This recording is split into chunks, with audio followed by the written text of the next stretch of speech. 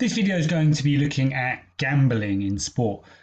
So if we have a look at your specification, the things you need to know, you need to be aware about gambling in sport and also be aware of match fixing, bribery and illegal sports betting. So what we're going to look at first is just a quick history of it. So gambling in sport is not illegal. However, match fixing and bribery is illegal. So wagering and illegal sport betting has been part of sport since the 19th century. If we look at things like cockfighting, the little picture here on the right, and pedestrianism, then we've got illegal sports betting being part of sport for a long time. It's not a new thing. And sport really lends itself to gambling because there's unpredictable results that are going to occur during it. So online betting now. Many people find it a really exciting way to bet on the outcome of a match or an event. Today, online gambling sites and apps make it even easier to place a bet. And with online betting, you've got access to events from all over the globe. You can bet on competitions, team games, individual sports, individual players, individual events, individual moments. There's so much you can bet on now. When we're looking at advertising, gambling companies are now also huge sponsors of many sporting teams and events. It's all over stadiums. You've got Stoke with the Bet365 Stadium. You've got the Sky Bet Football League. You've got the William Hill FA Cup. It's become so closely linked to football now, gambling, and other sports as well. So if we look at this example, we've got Rooney wears the number 32 on the back of his Derby shirt. Although it hasn't been confirmed that it's a direct result of the deal with 32 Red. 32 Red are a gambling site who sponsor Derby. Rooney wears the number 32. It seems like that was a major impact on the number Rooney was given on the back of his shirt. So again, it's having an impact on sport in that way as well. So the big question is, why do clubs work with betting companies? So none of those big six clubs, Man United, Man City, Arsenal, Tottenham, Chelsea, Liverpool, have a gambling group as a shirt sponsor. Mostly it's the smaller clubs, those clubs who don't command as much large support, but still are regularly on TV in the UK and worldwide. So they're targeted by gambling sponsors because it gives them a bit more of an income. For championship clubs especially, a lot of those have gambling shirt sponsors. And their commercial income is about 14% of their overall revenue, which is a massive income from sort of gambling sites, putting 14% into a football club in the lower leagues. So you can see why they work with betting companies. Now, there has been an increase in betting advertising. So half of the Premier League's 20 clubs have a gambling sponsor on their shirt. And the proportion rises to 17 out of 24 clubs in the Championship. And the Championship is self-sponsored by Sky Bet. So gambling advertisement is absolutely everywhere. As well as shirts, companies frequently sponsor entire stadiums. Stoke, who are owned by the Coates family, who also own Bet365, have the Bet365 Stadium. If you look around the sides of pitches, you've got pitchside hoardings covered in gambling advertisements. And in a really good study of the BBC's Match of the Day, the researchers at Goldsmiths Uni found that gambling logos or branding appeared on screen between 71 and 89% of the show's running time. So that could be from either players' kits, from the pitchside hoardings, but 71 to 89% of the show, there was some form of gambling logo or branding. Is quite incredible. So we have a quick look at match fixing, bribery and illegal betting. So when we're talking about match fixing, we're talking about when a competition is played to a completely or partially predetermined result.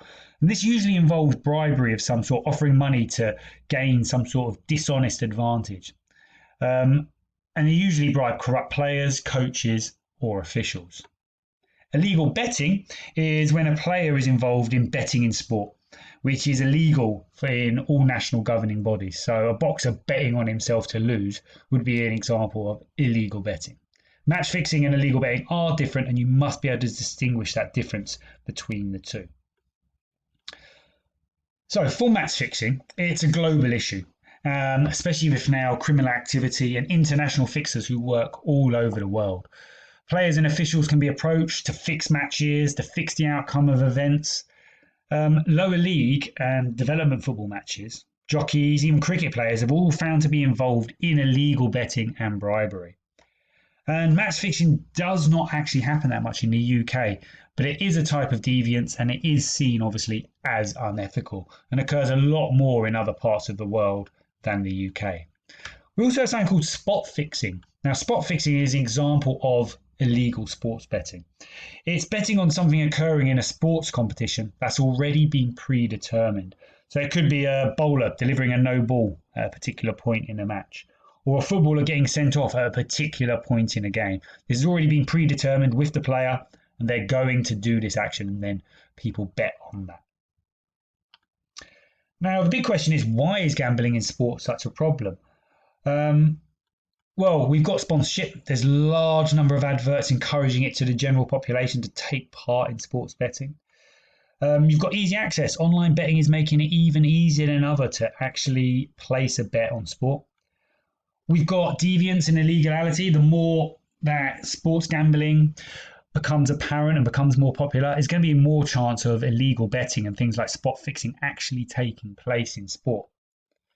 Athletes and players also develop gambling problems. A couple of years ago, West Ham's Matthew Etherington lost millions of pounds to gambling, and it was a big issue in all the papers at the time. And also society. People can end up becoming addicted. It can lead to debt, to bankruptcy. And a study by the Gambling Commission in 2018 revealed that children as young as 11 have problems with gambling, while almost 500,000 kids have admitted to betting regularly. So it is becoming a bit of an issue, and it's probably because we see it so much in sport that it just becomes the norm. Now, there are strategies to prevent it having a negative impact. Some sports ban all performers if they're gambling on their own sport. So a footballer gambling on football could be banned from football. Or a jockey betting on himself in a race could get banned from that sport for life. Betting companies no longer running adverts now on TV before 9 p.m. Betting companies have agreed to it because of the growing pressure to protect children and exposing them to gambling. If you look at the English Football League, it has a sponsorship contract with the online bookmaker Sky Bet. It's worth £4 million a year to them, so it's an awful lot of money. But they say, the English Football League are saying they've done this so they can work with Sky Bet to promote responsible gambling messages, whether it be on shirt sleeves or working with clubs to limit harm to their vulnerable fans. In August 2019, GVC, William Hill, Flutter, Sky Bet, Bet365, some big gambling companies there, began a voluntary whistle-to-whistle ban on advertising between the start and finish of sport fixtures. So they wouldn't have any in between the whistles of a match. Okay, again, to try and protect people from seeing these messages over and over again.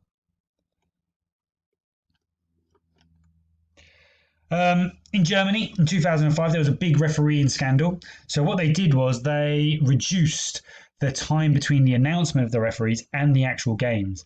And this meant that any sort of criminals involved in match fixing wouldn't be able to get to the refs quick enough to try and fix a game. So that's one strategy, again, to try and reduce the impact of it. And also, it's all about educating players, educating coaches about the dangers of gambling. Education's so important in a lot of these things we're looking at. And the more education people get, the less they should be doing it. The final thing we're going to look at then is evaluating the impact of gambling. So the pros, obviously, the positives are the financial benefits to the people involved. So whether you are a big sports team, you're going to be getting money from gambling company. Whether you're an individual who bets and wins on a big bet, then you're also going to be getting financial benefits. There's big sponsorship deals in sport now, millions and millions of pounds for getting sponsored by one of these companies. And also it does add a bit of excitement to a game. People sometimes like watching a game that they may not watch otherwise because they've got a little bet on that match. It keeps them a bit more entertained and a bit more interested in the sport. But there are also disadvantages as well. There is a rise in illegal betting, so performers gambling on their own sport. It can cause corruption in sport through match fixing because there's so much money to be made. Players can gain gambling problems. It can cause debt, addiction in the rest of society. There's a growing volume of gamble sponsors, which promotes a negative image, especially to young kids who are watching football, for example, now just seeing gambling adverts absolutely everywhere. And also, we've got this issue that it's just becoming easier and easier to bet. You can just download an app, put in your details, and you can be betting in a couple of minutes now. So there is that issue as well. But like I said, we'll look at all this in a lot more detail in our next lesson.